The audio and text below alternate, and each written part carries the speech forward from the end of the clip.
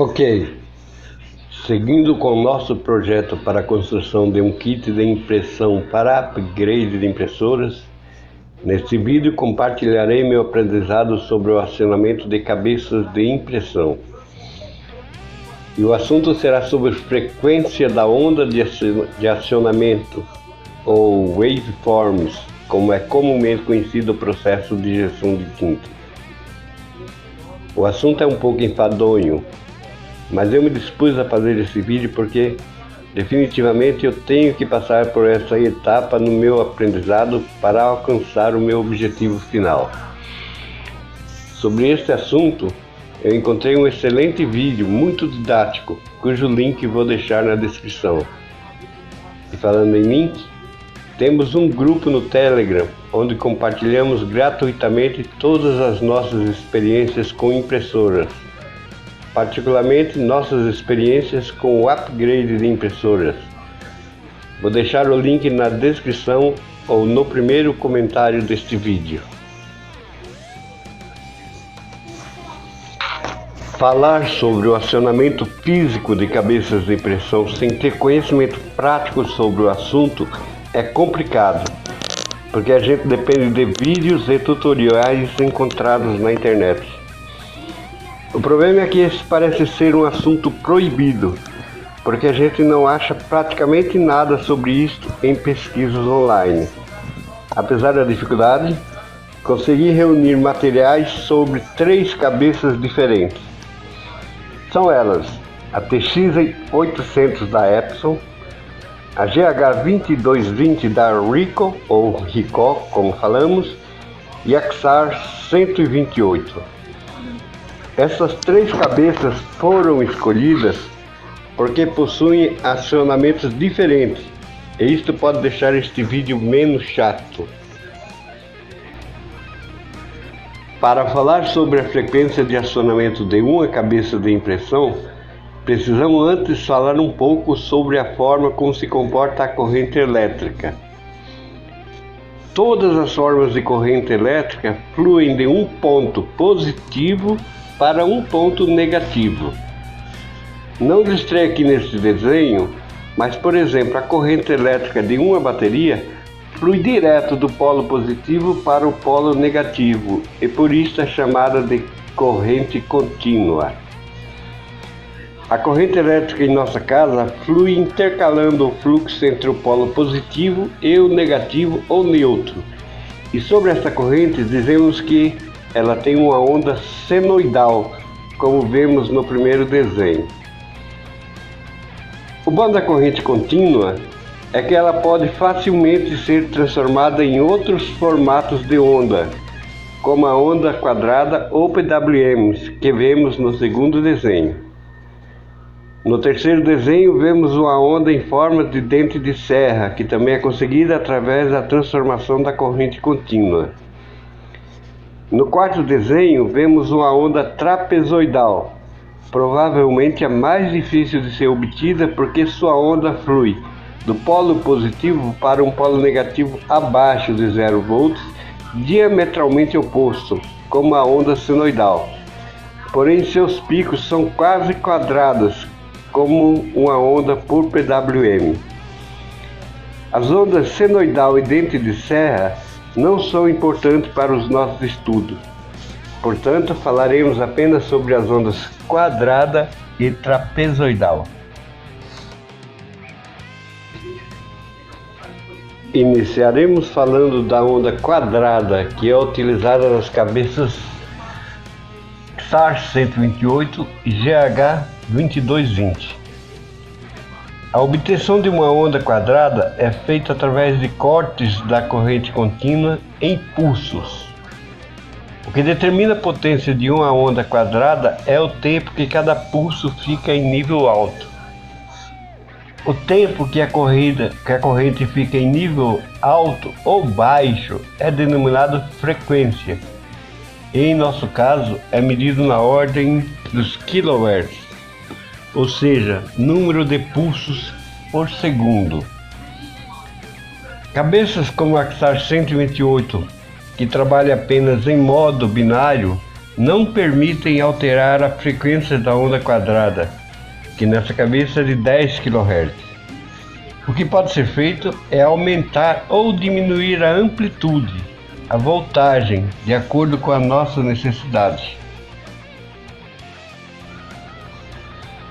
Por outro lado, cabeças que podem trabalhar em modo binário e também em grayscale, além da regulagem na amplitude do sinal, também permitem a configuração da frequência, ou seja, a duração de cada pulso em níveis alto ou baixo, o que faz com que essa cabeça seja capaz de funcionar a frequências de até 35 kHz.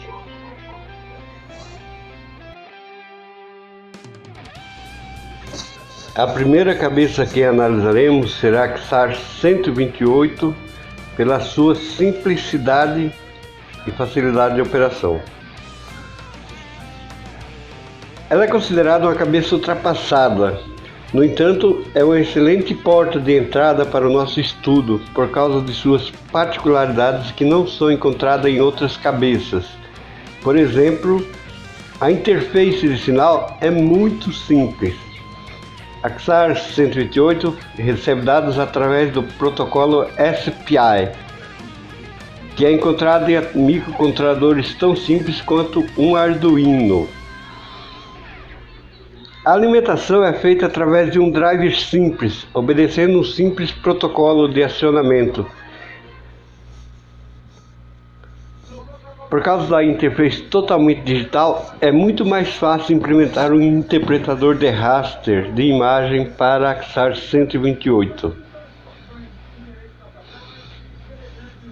A cabeça XAR 128 ela possui dois registradores de dados de 64 bits cada um e possui 3 entradas de 35 volts. Para acionar a XAR 128, cada entrada de 35 volts precisa ser acionada uma de cada vez.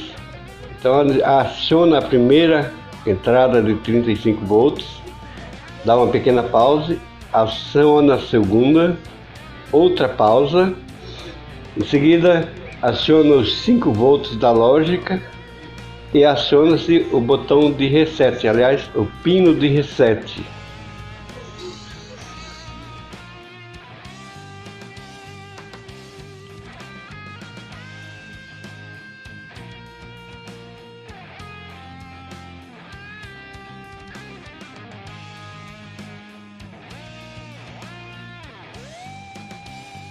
A GH2220 pode ser considerada a cabeça de impressão caçula fabricada pela Ricoh. Utilizando a tecnologia MEMS, a GH2220, apesar de pequena, é uma cabeça extremamente forte. Ela possui 384 nozzles em 2 linhas de 192 nozzles cada, em 32 mm de comprimento. Trabalha com frequência variável de até 35 kHz, o que permite uma grande variação no tamanho do ponto impresso. Na verdade, uma variação de 4 pontos.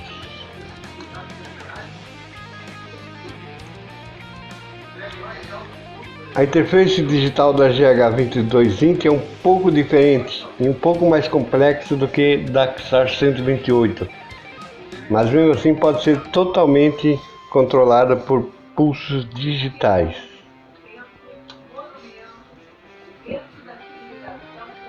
A alimentação de alta voltagem da GH2220 também precisa de um drive um pouco mais complexo, mas mesmo assim mais simples do que o sistema das cabeças Epson.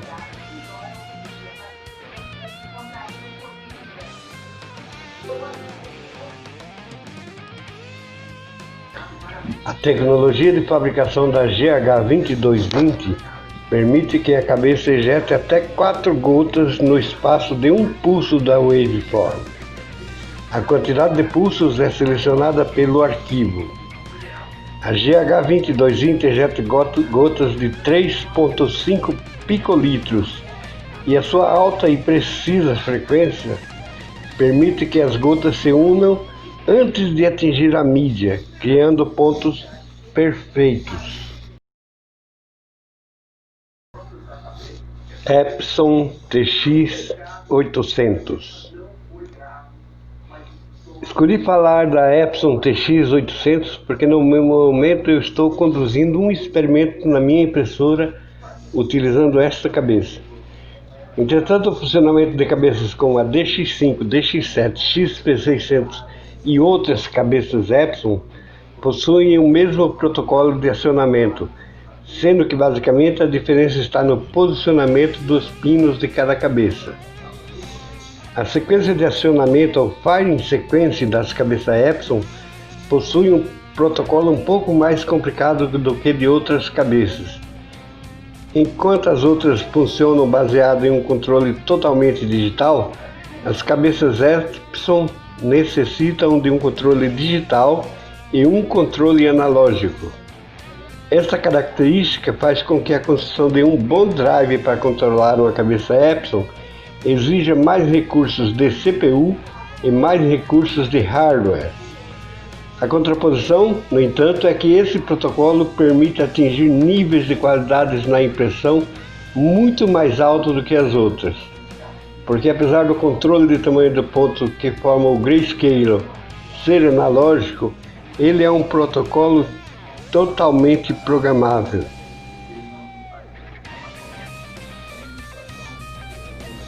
As cabeças da Epson permitem a impressão em sequência binária ou em grayscale. Permite o controle digital da frequência e da amplitude dos sinais. Permite o acionamento dos canais separadamente ou em conjunto. Esses são alguns pinos de controle da Epson. Ela possui 2 pinos de dados, um pino de clock e um pino de latch. Tem 3 pinos de seleção do tamanho do ponto, CMYK2 ou 3 bits. Possui 6 pinos Possui 6 pinos de seleção do waveform. Tem ainda um pino de temperatura e 2 pinos de feedback.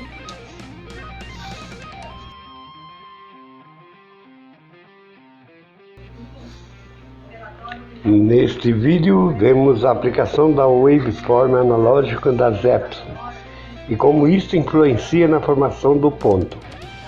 O drive da Epson permite a seleção do tamanho do ponto em blocos de 1 byte, com efeito nos arquivos gerados pelo photoprint, ou a seleção do tamanho ponto a ponto, no sistema que a Epson chama de Precision Core. Essa qualidade de impressão das Epson, no entanto, tem um preço, e isto é pago pela baixa frequência da cabeça, que é no máximo de 10 kHz em modo binário e frequências ainda mais baixas em modo de seleção de ponto.